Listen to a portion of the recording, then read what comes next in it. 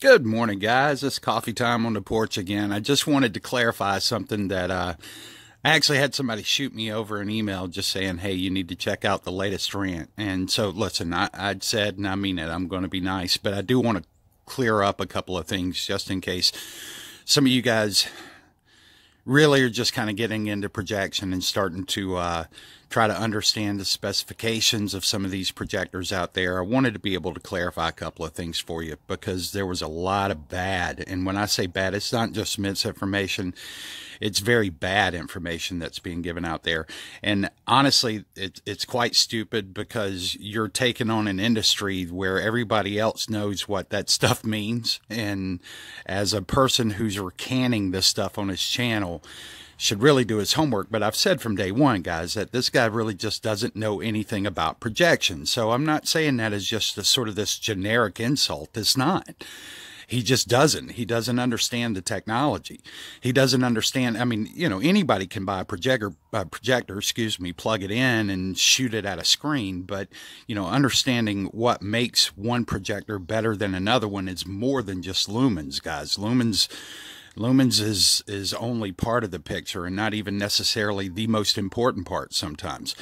All right, so here's the bad information. So I guess it started with a rant about the Vava being a knockoff projector. First and foremost, Vava is not a knockoff projector. Now, whether it's your flavor or not is another thing, but it's not a knockoff, and it's been reviewed by very qualified reviewers.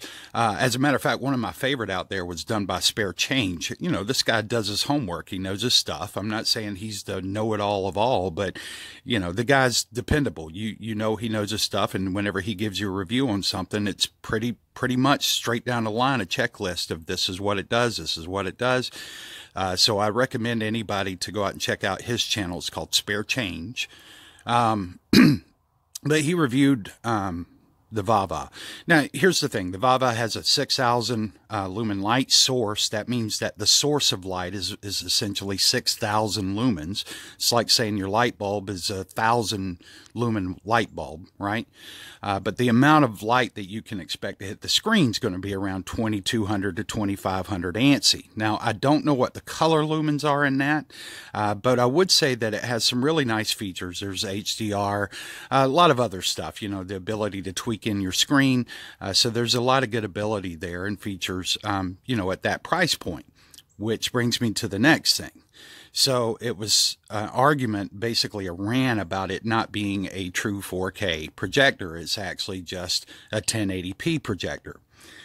So let's clarify this now. Most of the 4K projectors that have entered the market at a price point that people can afford, I'm not talking about a $15,000 JVC or, you know, a $25,000 Sony ultra short throw that has native 4K, because there's two different types of 4K. There is the XPR chip that is used, Texas Instruments makes it, and it does what's called commonly as eShift, which is basically a shifting mechanism with the pixels that simulates 4K, and it does so very, very well. As a matter of fact, most of your 4K projectors out there are using the XPR technology, and that's including the Viewsonic PX747 used the XPR technology, which is an eShift technology.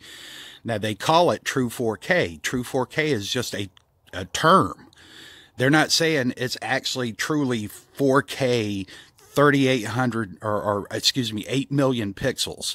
It's not a true 8 million pixels. It simulates 8 million pixels. So therefore it qualifies under the standards, right, for projection to be called true 4K.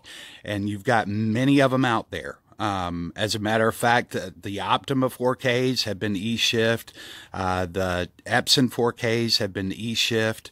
The Viewsonic 4Ks have been eShift.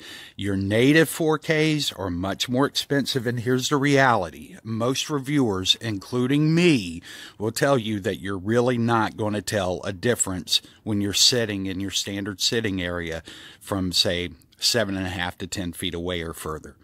you would never be able to pick up on the difference. And I'm not saying somebody wouldn't. There's always people who, oh, you know, I'm bad about nitpicking stuff apart too. So, you know, yeah, there are people who could nitpick it apart. But your common watchers would never know the difference, and they would get that full 4K sort of experience from these projectors. And the eShift makes it so that they can make these things cheap enough that normal people can buy them. Because I don't know about you guys, I'm not spending $15,000 on a projector. There's no projector I've ever seen that's worth that kind of money. Not to me. I'm sure there's people out there with a lot more money and got not a lot of stuff to spend it on, so they would be able to go out and buy that. But that is not me, and I'm sure that's not most of you guys. So I'd also say another thing that was given. I could go on and on and on, and I've got some snapshots that you've seen kind of pop up in this, because I'm going to give you a link in the description so you can go read about XPR technology. And you can go check out the Viewsonic PX747 for yourself and see it was eShift. You can see that the Vava is eShift. You're just dealing with a guy who doesn't understand technology. And I'll give you one last little parting gift on that. So when it says that maximum, or, you know, maximum screen size on, say, an ultra short throw is, say, 100 inches or 120 inches or 150 inches, that doesn't mean that if you try to blow it up to 200 inches that it won't give you an image. I mean, the light's still coming out, you know, I mean, duh. The problem is that once you get over that size, it's not so much a problem. It's just they're letting you know once you get over that size, your resolution's going to start to suffer, because now it's going to start to pixelate because it's optimized to be at those sizes or smaller. So once you get above that size, if you go, say it's a maximum of 100 inches and you do 120, then the image may still look great to you, but the resolution's actually degraded a little bit because you've expanded the image above and beyond its optimal capabilities. Doesn't mean you won't see anything.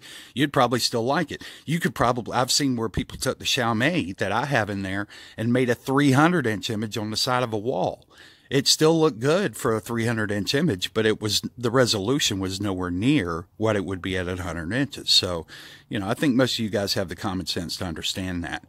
But just for those people who are new to this and you're looking into projectors, man, I'm just going to caution you. I would stay away from the channel over there, just because. And if you don't know what I'm talking about, email me and I'll be glad to tell you the channel. But I would just stay away because you're getting nothing but just horrific information from there, from somebody who does not understand technology at all. All right, you guys have a great day. We'll talk to you soon. Bye.